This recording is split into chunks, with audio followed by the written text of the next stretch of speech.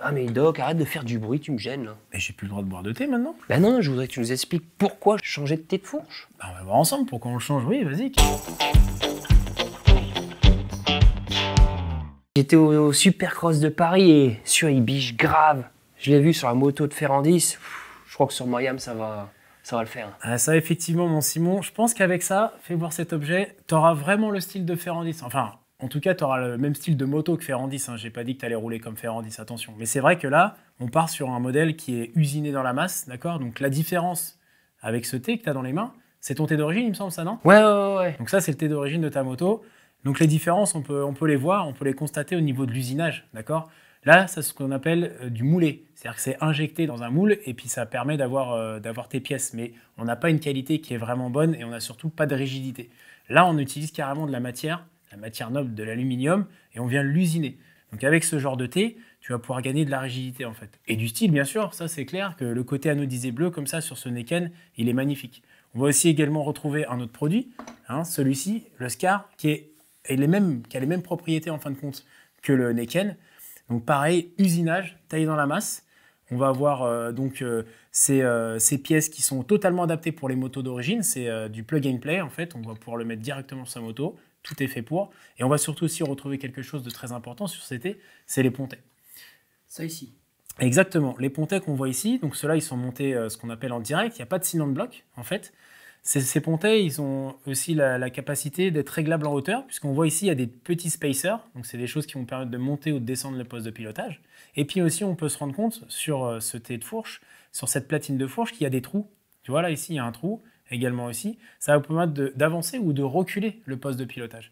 Donc, toi, je sais que tu fais du sable, par exemple. Et ben, je sais que toi, tu pourras déjà, dès à présent, sur ce T-Scar, par exemple, ou comme sur le Neken, tu pourras reculer ton poste de pilotage. Donc, grâce à ces trous, et donc, tu vas pouvoir gagner en fait au niveau de ton pilotage, de l'aisance et puis de la performance surtout.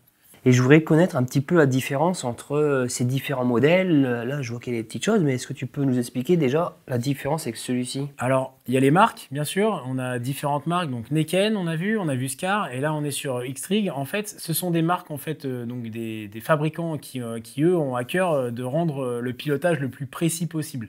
On se le dise, il a Itomac. Il roule avec ça. Donc donc c'est du lourd. Ah, c'est du très très lourd. Non, il y a aussi des choses très techniques sur ce thé. Donc on garde toujours le côté look, hein, ça c'est sûr. On va garder aussi le côté réglage, d'accord, par sa platine avec ses trous. Donc là on a davantage de trous, en fin de compte, qui nous permettent d'avancer ou de reculer le poste de pilotage. Et puis on a toujours l'effet taillé dans la masse, ça c'est sûr, la rigidité. Donc précision de pilotage. Et surtout, on a aussi une colonne de direction qui est réglable.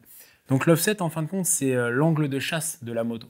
Ah, donc l'ouverture voilà, exactement. de l'angle devant. Donc, en fin de compte, l'angle de chasse, sur cette partie-là, on va pouvoir le tourner, avoir un excentrique, ça va permettre de nous incliner plus ou moins, en fin de compte, la fourche.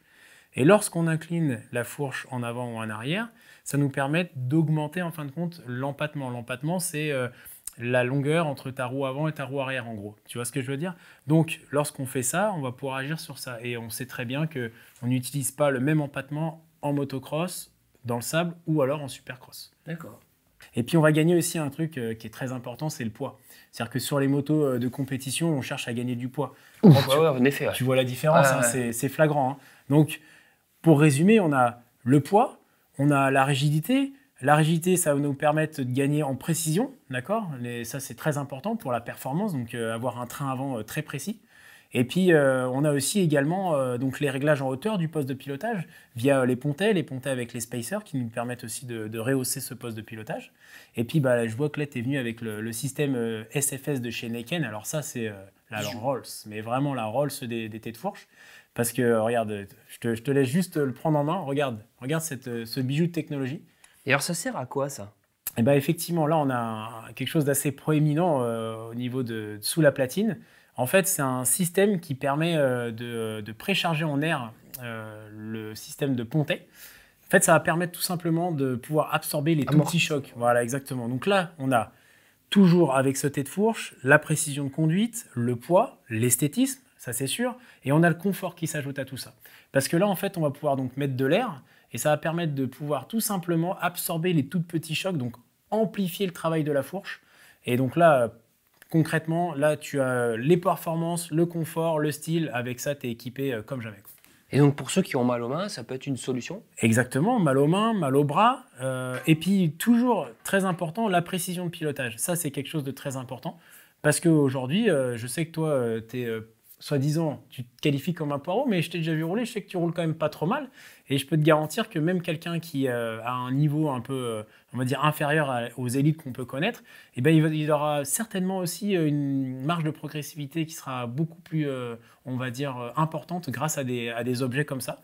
Et voilà, en plus de ça, bah, tu seras quand même le plus looké du paddock avec ça. Ben, c'est ce que je veux. À défaut d'être rapide, au moins je serai beau. Exactement. Et ben le doc, je pense que tes explications étaient assez complètes. J'espère en tout cas, j'espère que ça vous a permis de savoir pourquoi on remplace en fait un tête de fourche.